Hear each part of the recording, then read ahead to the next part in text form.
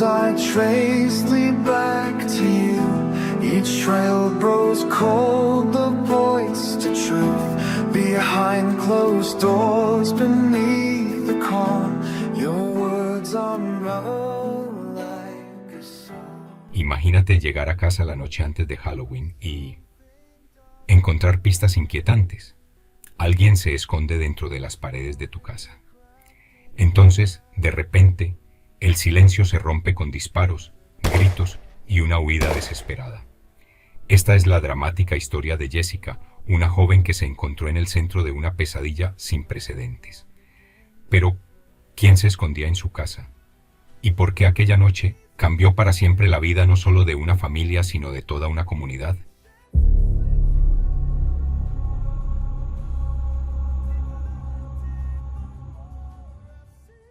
Un caso escalofriante que te mantendrá al borde del asiento hasta el último segundo.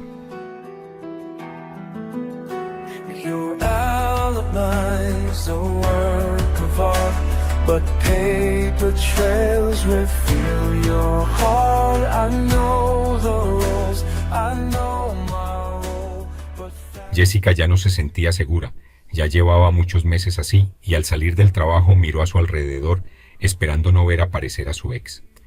Durante los últimos 2 años, la suya había sido una relación turbulenta, llena de discusiones violentas y breves intervalos en los que ambos habían tratado de arreglar las piezas de una relación que ahora no tenía futuro.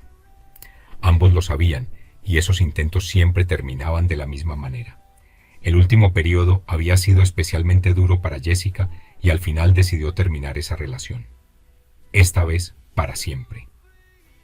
Ella estaba cansada de la violencia de Joseph, su ex. Sin embargo, ella tuvo 2 hijos con ese hombre. Los niños en ese momento no vivían con ella sino con su familia en un lugar que solo Jessica y algunos otros conocían. Esa noche el camino a casa le pareció más largo de lo habitual y ella no podía esperar a llegar. Se sentía segura viviendo con su padre y su hermana gemela. Ella sabía que allí nadie le haría daño, pero no era así. Lo que sucedería poco después, Jessica no lo olvidaría jamás.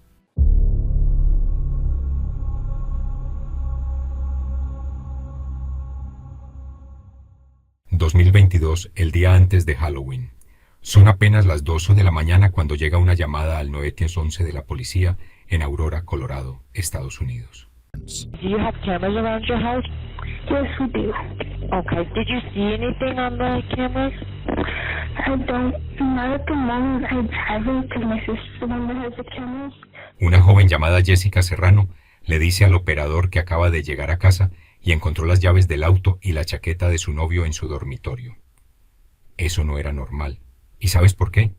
Porque el joven había recibido una semana antes una orden de alejamiento que debía impedirle tener contacto cercano con su exnovia y su familia.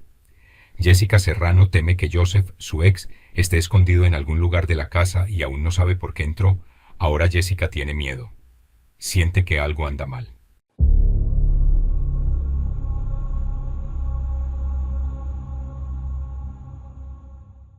Durante la llamada al 911, la joven sigue mirando preocupada hacia el exterior de la casa. Está oscuro y apenas puede ver nada. En ese momento, había 4 personas en la casa además de ella. Todos ellos desconocen lo que está a punto de desatarse dentro del apartamento.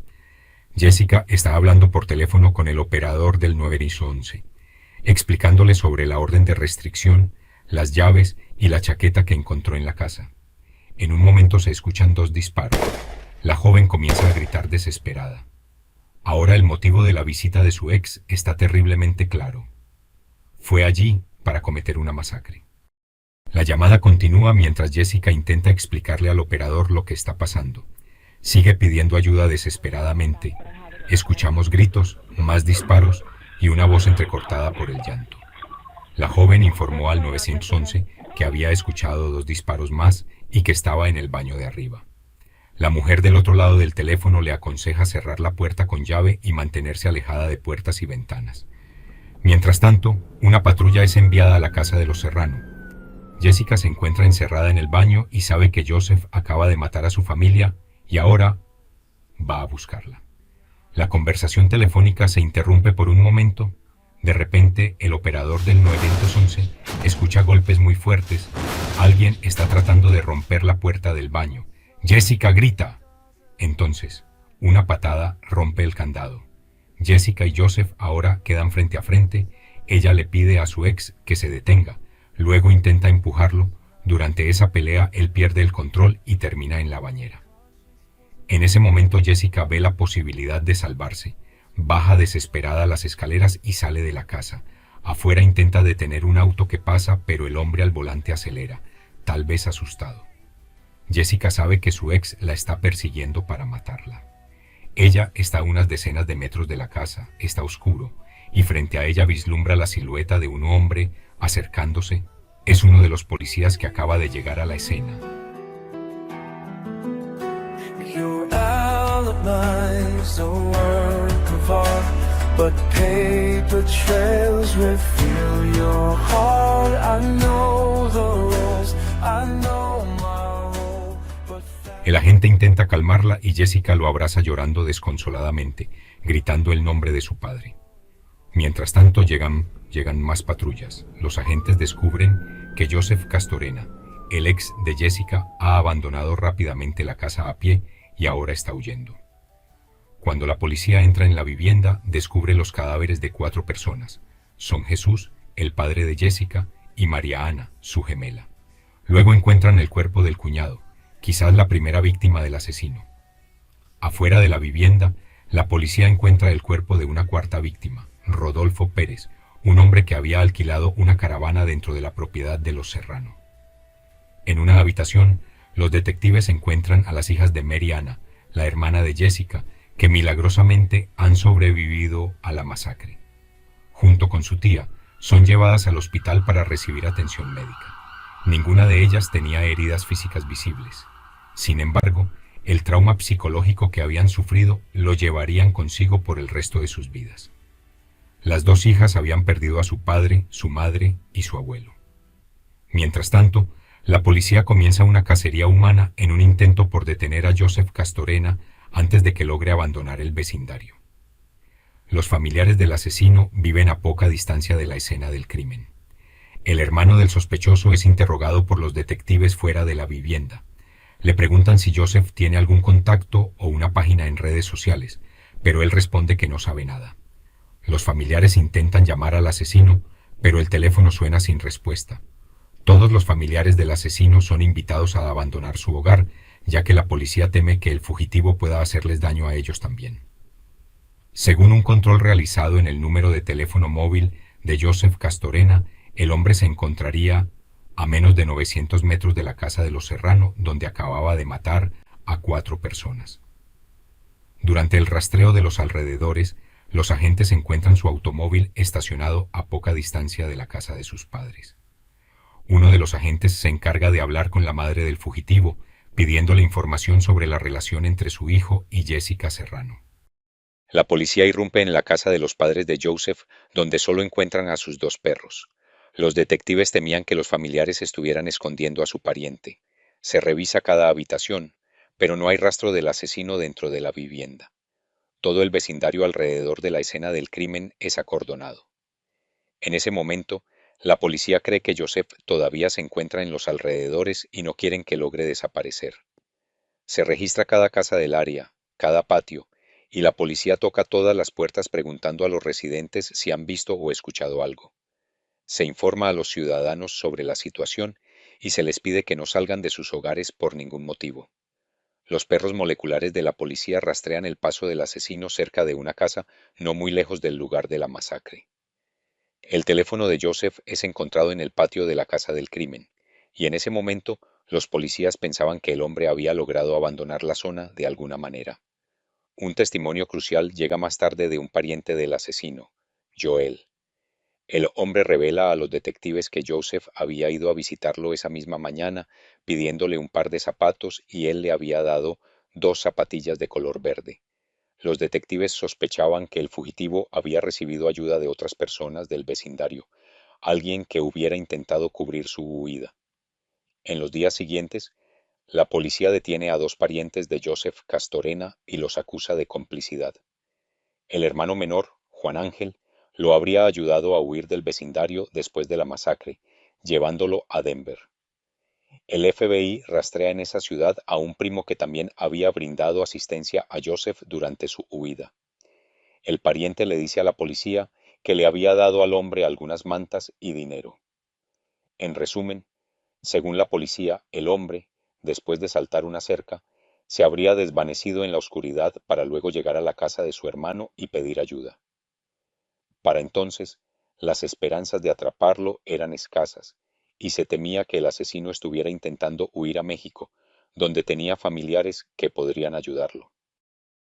Dentro de la casa de la masacre se encontraron el arma homicida y 9 casquillos de pistola calibre 9mm. En el arma, los forenses encontraron las huellas dactilares del fugitivo, y a partir de los proyectiles fue posible rastrear el origen de la pistola. Había sido comprada legalmente en 2016 por un hombre de Iowa, pero luego alguien la había robado después de romper el vidrio de su vehículo. El rastreo del área alrededor de la casa de la masacre continuó en los días siguientes, incluso con el uso de drones, con la esperanza de encontrar más pistas útiles para la investigación. Joseph Mario Castorena tenía 21 años, era peligroso y, sobre todo, todavía estaba en libertad. Su foto fue publicada en las redes sociales del departamento de policía. El joven tenía un gran tatuaje de la cabeza de un león en el lado izquierdo del cuello. Los detectives decidieron hacer varios llamamientos públicos, instando a los ciudadanos a informar si tenían alguna información útil.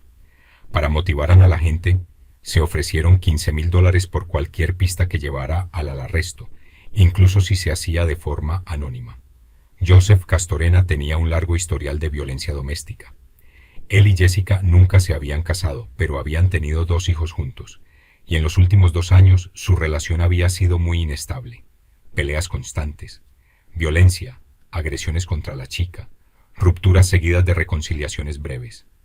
Joseph era extremadamente celoso. Durante ese periodo, creaba cuentas de Facebook con nombres falsos para tratar de seducir a Jessica. Cuando ella aceptaba salir, él revelaba su verdadera identidad, lo que reavivaba las peleas y la ira entre ellos. A menudo, los servicios sociales y la protección infantil habían intervenido por el bien de sus hijos. Solo una semana antes de los asesinatos, Jessica y su padre, Jesús, habían solicitado y obtenido una orden de restricción contra Joseph después de que él la agrediera, la amenazara con una pistola y la arrastrara fuera de su auto.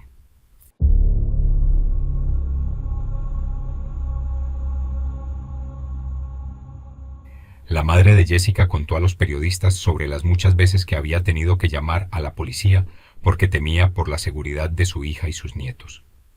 Inexplicablemente, la protección de los servicios sociales para la infancia había sido retirada a los hijos de la pareja solo un día antes de los asesinatos, y muchos se preguntaban si eso no había sido lo que desencadenó la locura homicida del ex de Jessica. La policía tenía el problema de detener a Joseph. Sabían que se había dirigido al norte, lejos de la escena del crimen, pero ahora sospechaban que el hombre había tomado la dirección de Texas para luego cruzar la frontera con México, el país donde tenía familia. El asesino había estado allí solo un año antes para asistir al funeral de su abuelo. El 30 de octubre de 2022, 2 agentes del FBI registraron el vehículo del fugitivo. En su interior había sus zapatos, su billetera con su identificación, una tarjeta de débito, 2 tarjetas de crédito y otras tarjetas de puntos de varios supermercados. Joseph tenía pocos recursos económicos en los que apoyarse, y eso complicaba mucho sus posibilidades de escapar de la captura.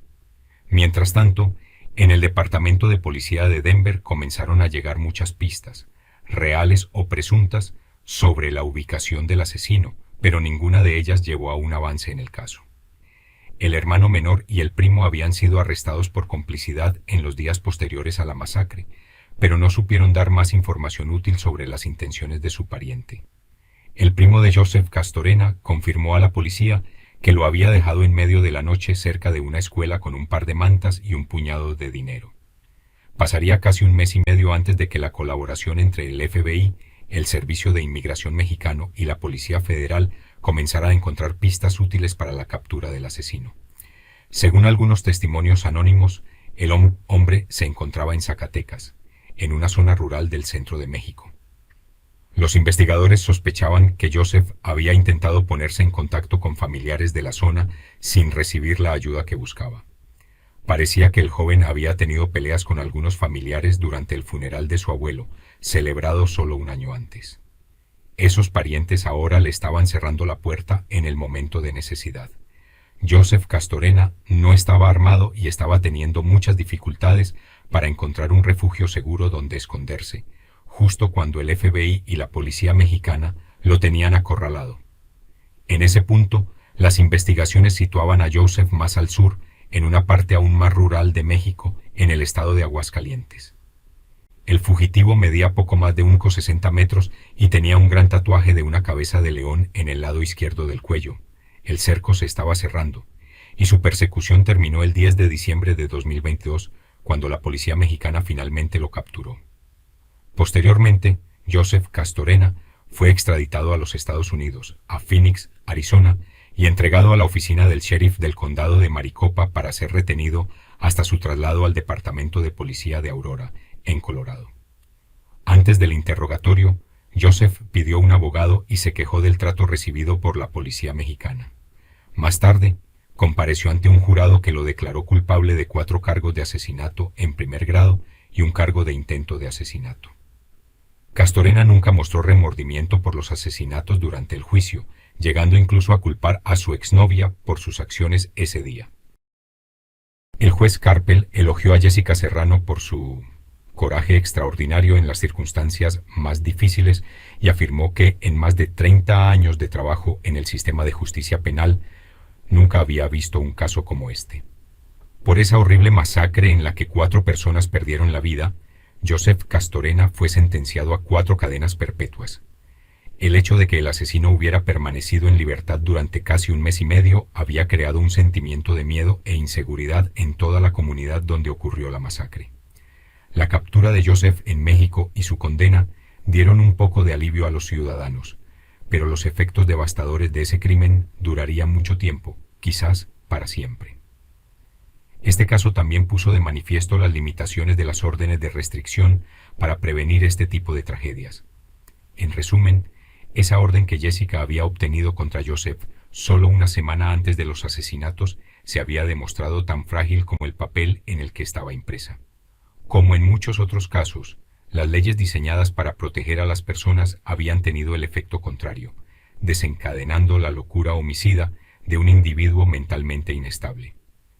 Incluso la suspensión de los servicios de protección infantil para los hijos de la pareja el día antes de los asesinatos había sido un potencial detonante. ¿Hasta qué punto y cómo puede el Estado intervenir en las relaciones privadas cuando hay claros signos de abuso? Esa era la pregunta que todos se hacían. En el caso de la familia de Jessica Serrano, parece que el Estado priorizó la no intervención, descuidando el derecho a la seguridad. Pero, ¿estamos seguros de que el Estado realmente puede hacer algo en casos como este? Había habido muchas señales de alerta antes de la masacre, pero nadie había sido capaz de preverla o detenerla. Jessica Serrano era el verdadero objetivo de la locura homicida de su ex, y solo se salvó porque él se había quedado sin municiones. Incluso los 2 hijos de la pareja quizás escaparon de la furia homicida de su padre solo porque no estaban en casa esa maldita noche. En resumen, lo que parecía un refugio seguro, un lugar donde la vida transcurría en paz entre risas, peleas y pequeñas rutinas diarias, se había convertido en una trampa mortal. Detrás de esas paredes, entre esas habitaciones iluminadas por luces tenues, se escondía una sombra larga y peligrosa, una sombra con raíces profundas en una relación que, desde el principio, había estado marcada por una inquietante asimetría. Jessica y su ex no eran simplemente 2 jóvenes enamorados que habían perdido el rumbo. Eran 2 almas atrapadas en un enredo de celos, control y violencia, un ciclo tóxico que se repetía con una precisión casi ritual. Él, con su actitud manipuladora, había convertido el amor en una prisión. Ella, con su deseo de normalidad y paz, había intentado resistir, sobrevivir, proteger no solo a sí misma, sino también a sus hijos. Sin embargo, la violencia doméstica nunca es solo un asunto privado. Es una epidemia silenciosa que se infiltra en los hogares, las familias y las comunidades, dejando cicatrices que nunca sanan del todo. Jessica había llamado a la policía muchas veces, había buscado ayuda, había obtenido una orden de protección, pero esa orden, como muchas otras, había sido solo un pedazo de papel, un intento torpe de contener un río desbordado. El final de la relación no había traído la libertad que Jessica esperaba. Al contrario, había desencadenado un nuevo miedo, más profundo, porque cuando una mujer decide dejar a un hombre violento, no está simplemente cerrando una puerta, está abriendo una brecha hacia lo desconocido, hacia la posibilidad de que ese hombre, cegado por la ira y el control, se convierta en una amenaza aún mayor. Y así, esa noche, mientras el viento frío de octubre azotaba las calles desiertas, Jessica se encontró frente a una realidad que siempre había temido. El hombre que una vez había amado había regresado, no para reconquistarla, sino para destruir todo lo que le era querido, su familia, su hogar, su vida. Pero esta no es solo la historia de Jessica, es la historia de muchas mujeres que cada día viven con el terror de un ex, un marido, un compañero. Es la historia de relaciones que comienzan con promesas de amor y terminan en tragedia. Un sistema que, demasiadas veces, falla en proteger a quienes más lo necesitan. Ahora Jessica tendrá que pensar en sus hijos y en reconstruir su vida, si es que eso es posible. Seguramente se preguntará muchas veces por qué su familia, por qué nadie había visto venir todo esto.